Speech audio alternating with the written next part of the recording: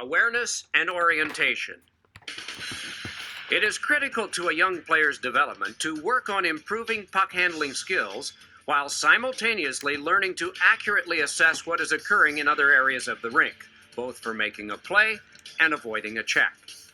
The following 4 skills should be developed to advance a player's awareness to its fullest potential. Split vision is a hockey term referring to the use of peripheral vision to simultaneously watch the puck while continuing to survey the entire ice surface. Scanning moves the eyes back and forth to increase awareness of everything that's going on in front of a player. A shoulder check involves turning the head to look over your shoulders to make sure you know where the pressure is coming from. All players should look over their shoulder before receiving a pass or picking up a loose puck. This simple habit allows players to determine what they will do once they gain puck possession and if they are under pressure from the opponent. Finally, communication entails making it a habit to always inform your teammates of what you see to help them stay aware of a situation. At the same time, it is also important to listen to your teammates to take advantage of what they see. Now that we know the components of body play and some tips on awareness, we need to talk about the skills of contact and checking, some of which include steering.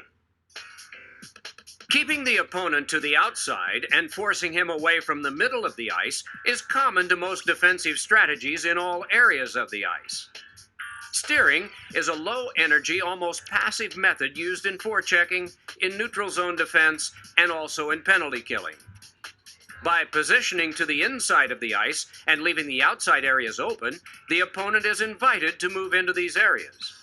Preferably, you want the opponent to move onto his backhand side.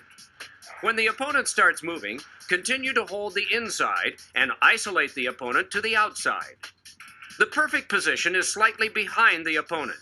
From this angle, you should be able to read the opponent's jersey number. This inhibits the opponent from cutting to the middle behind the checker. Orientation and skating skills are thus very important. Use your stick to cover passing lanes and to make passing the puck through the middle difficult. Driving. Driving is a more aggressive form of steering. Keeping a tight gap and having the opponent constrained by the boards, a player can drive the opponent into an area of your choice. The purpose of driving is to force the opponent in a very small area and follow through with a check. Approach the opponent from an angle that leaves him only one option, and that is to move wide. Keep the gap so tight that the opponent cannot turn or stop without making contact with the boards or you. The perfect execution allows you to initially see part of the opponent's jersey number.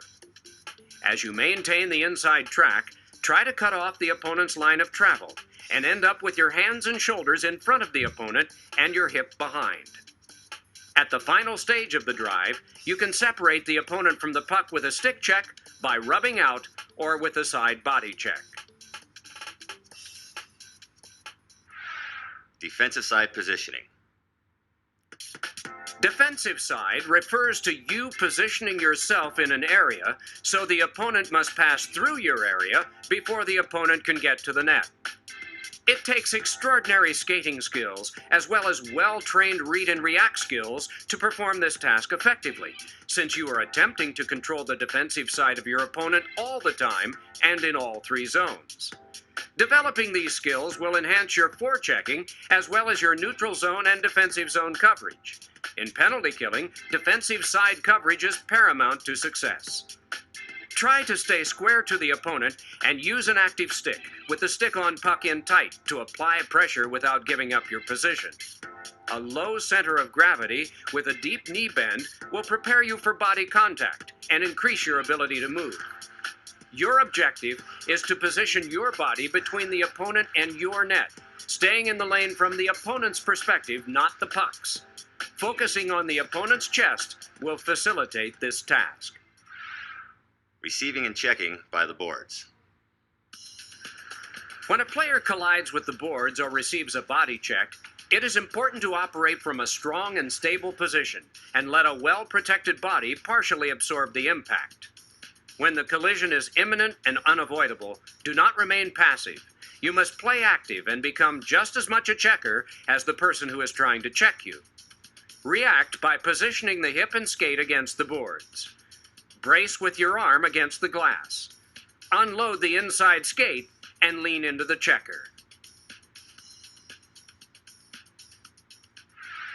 Receiving and delivering a check in open ice. Remain in a deep tripod position. Turn your shoulder and hip toward the opponent to absorb the impact. Keep the full blade of the outside skate on the ice for maximum support. Remember, the stick is your third leg, so keep it on the ice. Avoid exposing your ribs by tucking in your elbow to protect this area.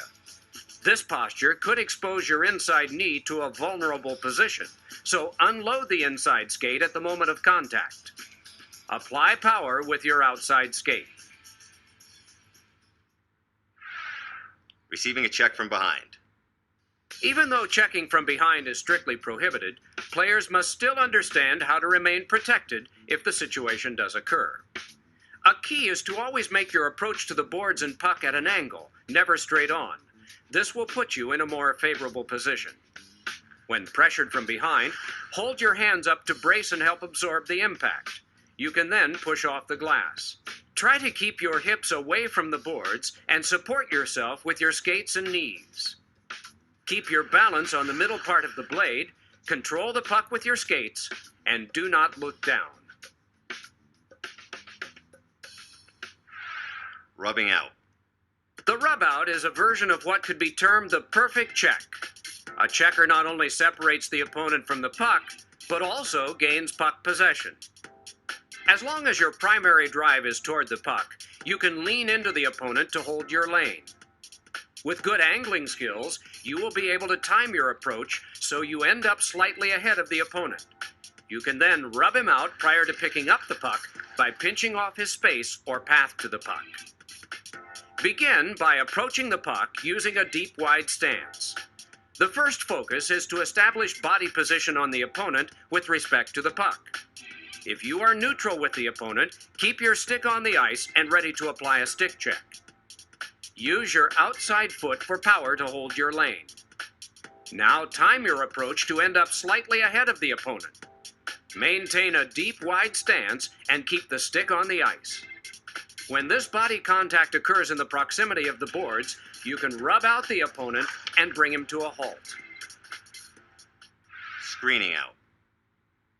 With good skating and angling skills, a player can move into a position without using a body check to force an opponent into another area of the ice. Begin by reading an opponent's speed and course. Move parallel or in the same general direction as the opponent. Once in this position, use body contact to hold your lane and screen the opponent out of the intended area. Be sure to time your approach so you will end up side by side with the opponent. Now stay in a wide, deep stance and apply power with the outside skate.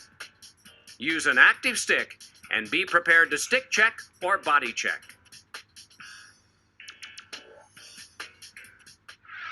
Pinning. The purpose of the pin is to control an opponent along the boards. It is both an effective way to defend against the cycle and a safe way to check the opponent. It is very important to apply pressure rather than grab the opponent. To get the opponent in a position to be pinned, close the gap and use your stick actively while remaining patient and waiting for a situation where the opponent is close to the boards and has his back turned to the play. At the right moment, engage the opponent.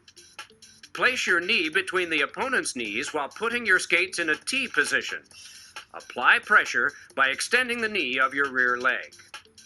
Pressure the opponent's hips tight up against the boards, using the thighs, hands, and shoulders, and pushing with the rear skate. When the puck leaves the area, release the opponent and remain on the defensive side to control his lane to your net. Boxing out. Boxing out helps the goaltender get a clear vision of the puck and prevents the opponent from deflecting the puck or getting a rebound. The rules do not allow any kind of checking against a non-puck carrying player, so boxing out can only be executed as a contest for an area, not a battle versus an opponent. Remaining aware of the puck at all times, stay in a solid tripod stance and apply force with the outside skate. Use your shoulder and hip to force yourself into the area occupied by the opponent and to force the opponent out.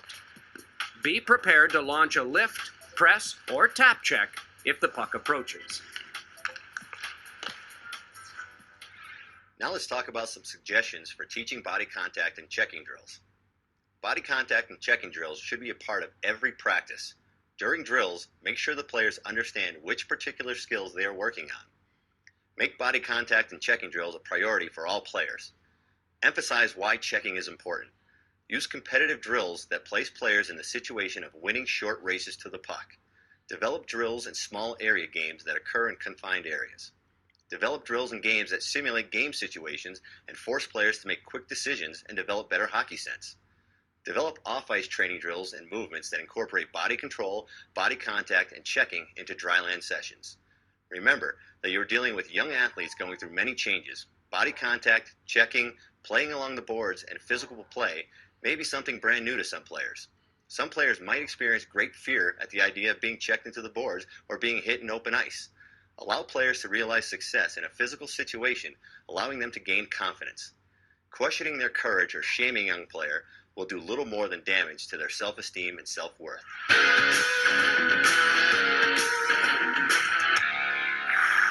That about wraps up our section for body checking at the 14 and under level. Please remember why the skills of body checking are important and what its purpose is in our game. Coach ethically with development in mind. Checking should be worked on at every practice and training session to give players confidence in their skills and as a reminder of why it's done. If you wouldn't blow up or run a teammate in practice, don't do it in a game. If you ever have questions about body contact and checking, what it means, how to teach it, be sure to refer to the great materials that USA Hockey has produced. There's Checking the Right Way, Introduction to Body Contact, Advanced Body Contact, and all the tutorials and drills you just got to watch from our Skills and Drills DVD. Thank you for all you do, and keep developing hockey players, not just hitters on ice. That completes the video portion of this segment. Now, let's move on